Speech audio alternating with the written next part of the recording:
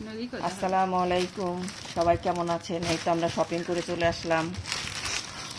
এই হলো আমার নানা ভাইয়ের পাঞ্জাবিটা খুবই সুন্দর, খুললাম না।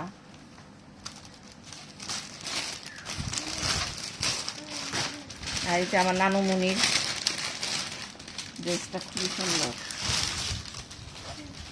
তারপরে এখানেও আছে এই একটা,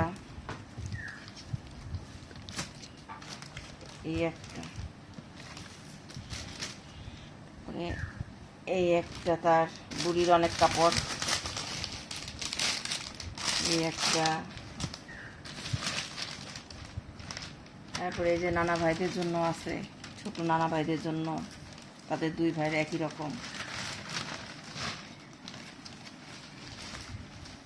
এখানে 3 পিস,